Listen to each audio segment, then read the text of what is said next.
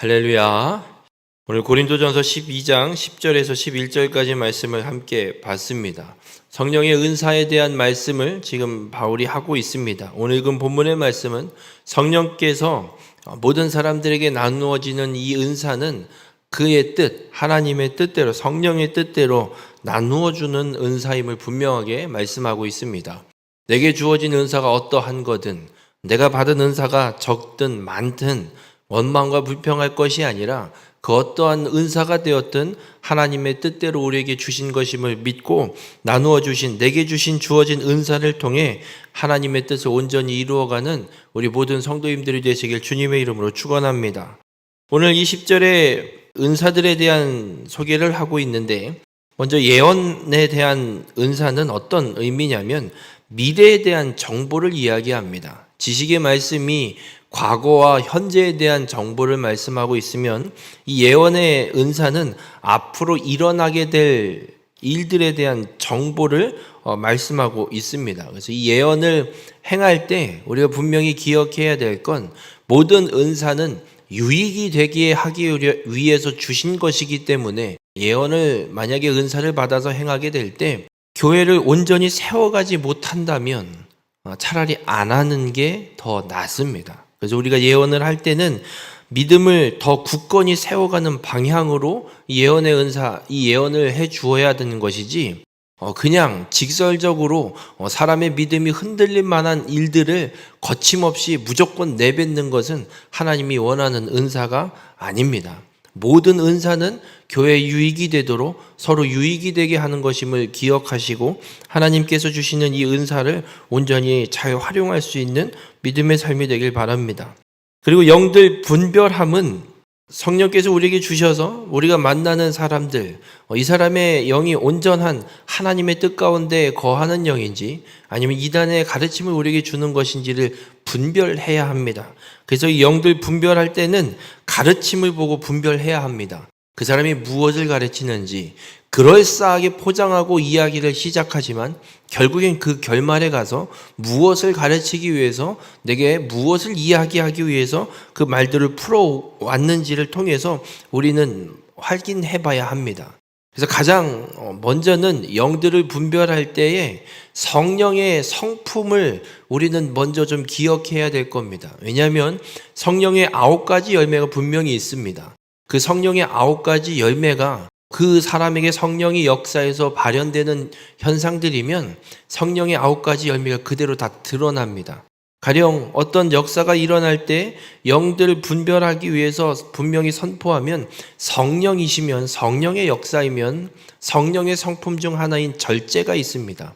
그래서 성령의 역사가 일어날 때에는 분명히 그 성령의 역사 가운데 절제를 선포하게 되면 성령의 성품이고 성령의 열매이기 때문에 절제가 되는데, 성령의 역사가 아니면 절제가 되지 않습니다.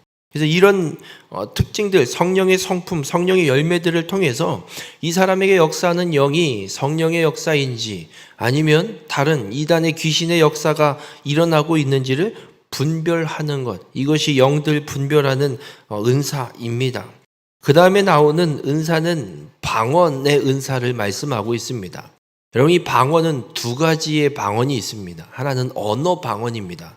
그냥 지금 사람들이 각 나라에서 사용하고 있는 언어를 하나님이 주셔서 그 언어를 사용하게 되는 겁니다. 120명의 제자들이 모여서 기도하고 성령의 강림 사건 이후에 방언 말함을 시작을 하는데, 나가서 오순절 명절을 지키기 위해서 각 나라에서 모인 유대인들이 있었는데 그곳에서 방언으로 복음을 선포하기 시작합니다. 그때 어떤 말씀이 기록되어 있냐면 사도행전 2장 7절과 8절에 다 놀라 신기하게 여겨 이르되, 보라, 이 말하는 사람들이 다 갈릴리 사람이 아니냐?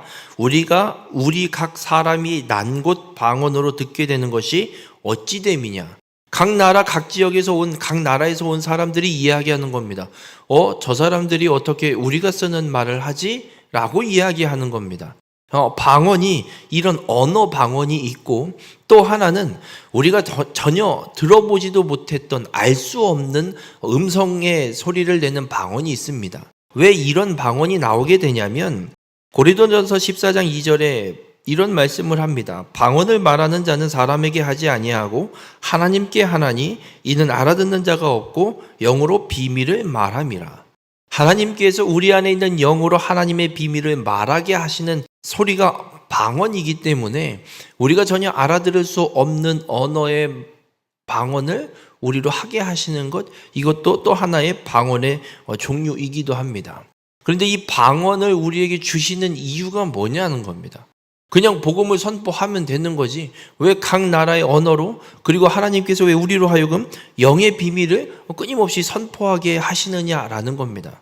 우리가 이 방언의 은사는 마치 나머지 이 은사들, 성령의 은사들을 받는데, 우리에게 주시는데 통로와도 같은 도구로 사용하는 게 방언의 은사입니다. 방언으로 기도를 하다 보면 이 방언을 통역하는 통역의 은사도 주어지게 되고, 그리고 이 방언 기도를 하다가 하나님께서 지식의 말씀, 과거와 현재 어떤 그 사람에 대한 정보를 알게 하시기도 하고 지식을 주시기도 하고, 그렇게 또 기도하다 보면 하나님이 방언을 통해서, 통변을 통해서 지혜의 말씀을 허락하시기도 하고, 그 방언으로 기도하다가 이 방언을 통변하면 그것이 또 예언이 되기도 합니다. 그래서 이 방언의 은사는 우리에게, 각자 개인에게 유익이 되는 은사이기도 합니다. 왜냐하면 그 외에 다른 은사들까지도 허락받을 수 있는, 선물로 받을 수 있는 통로가 될 수 있기 때문에 방언의 은사는 그런 우리에게 유익, 자신에게 유익이 되는 것임을 잊지 마시길 바랍니다. 그래서 바라기는 우리 모든 성도님들이 방언의 은사를 받고 방언으로 많이 기도함으로 주님의 이 몸된 교회를 온전히 세워가는 일에 쓰임받는 귀한 축복의 삶이 되시길 주님의 이름으로 간절히 부탁을 드립니다. 그리고 나오는, 마지막으로 기록하고 있는 은사는 방언들 통역함입니다. 말 그대로 방언을 통역하는 겁니다.